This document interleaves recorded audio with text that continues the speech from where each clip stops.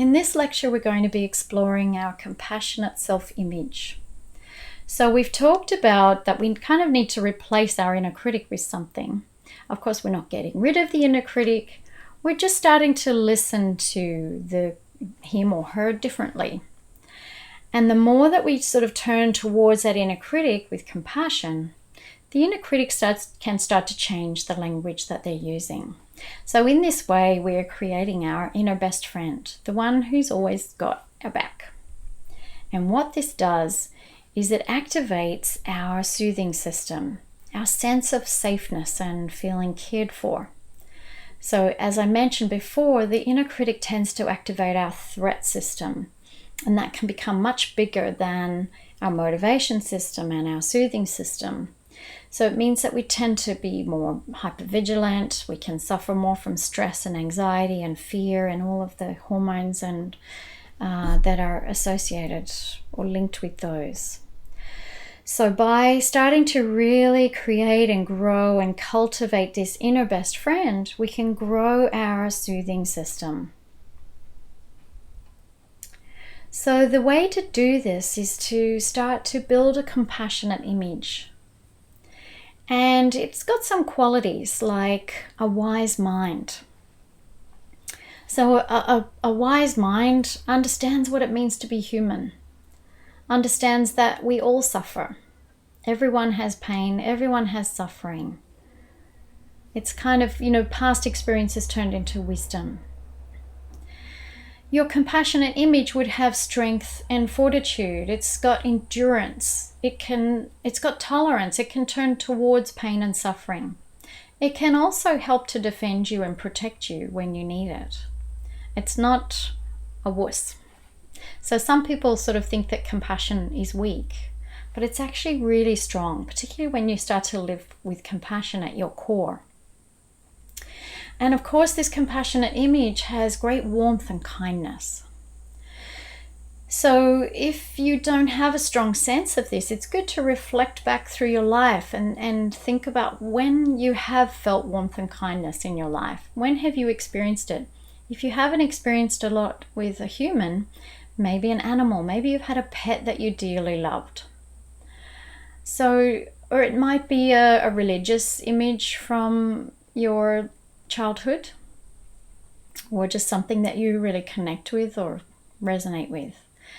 When have you experienced warmth and kindness? And this is what radiates from within and around the compassionate image.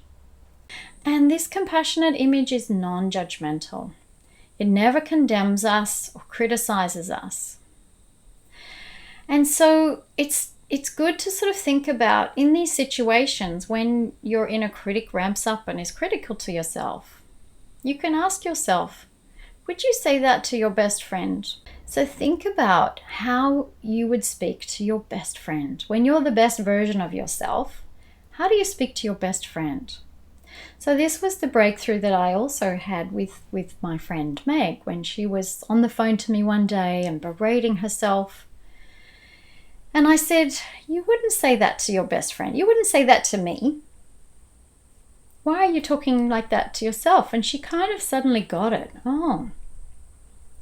So if I go back to the memorial service example, and if I put someone that I dearly love in that situation, that they were the one who didn't introduce one to the other, I wouldn't say, you shouldn't have done that. What were you thinking? How rude. That was so insensitive. I wouldn't speak like that. I'd go, oh, that's tough. Yeah, I can really hear how you froze in that situation and you wished that you dealt with it differently. So it's a very different approach when you start to kind of think of how you can be your own best friend and speak to yourself in that way. So I'd like you to start to create a compassionate image or a pattern. It doesn't have to be a human image. Something that can represent compassion to you. So for me, my grandmother was a good image. Actually, I could go back to childhood and I can always remember her beautiful, kind, loving, warm face.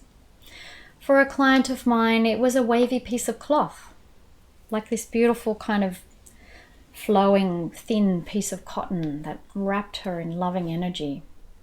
And as I said before, it may be an animal, a family dog or a cat. So just start to imagine, what does your compassionate image, your inner best friend, look like? It could be a completely made up, something that you've created. And this is the practice.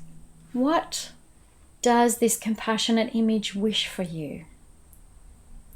It wants your well-being. It wants what's best for you. It wants you to be happy and fulfilled and contented and safe. It wants you to be the best version of yourself. It's got your best interests at heart. So you can go in and just have a sense of what the compassionate image looks like. What does it say to you? So for example, if it's kind of like an internalized version of your grandmother, it might be, "Oh, darling, oh, that was tough." Or if it's the dog, imagine the dog just sort of sitting and snuggling up to you and giving you its warmth and love when you're feeling sad. How does your compassionate image feel about you? Can you get a sense of that warmth and love? And what does it want to do for you? I'm guessing that it kind of wants to hug you, be by your side, give you some reassurance. And what this starts to do is, this is one of the ways that we can reparent ourselves. If you didn't experience a lot of loving kindness as a child, you can do this for yourself through this visualizing of the compassionate self-image or compassionate image. So it actually, the neuroscience studies show that the parts of our brain that grow when we're being parented with love and kindness start to grow with this practice. It's like the neural pathways of the brain that help with our emotional regulation and self-soothing grow. And this can happen at any time in your life. It's never too late to reparent yourself. So I would recommend that you pause the video and just sit for a few minutes and see if you can connect with this compassionate image, the wise part of yourself that lives in you, who's always got your back, who's there to soothe you and console you and guide you when you need it.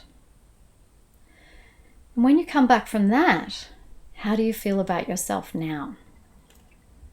So do you remember that when we went through the inner critic, and the point of when I said, how do you feel about yourself? Generally, for most people, they feel quite contracted and small and not confident. Do you feel now that you could go out into the world and be brave and stick your neck out and do the things that you want to do, knowing that you've got this really loving, strong, kind, compassionate being inside you that's always got your back? This is what can kind of the inner critic can gradually be transformed into. And I can assure you that the more that you can grow this compassionate image out of your inner critic, the more likely you are to start to really live the life that you're longing to lead and to be a better version of yourself.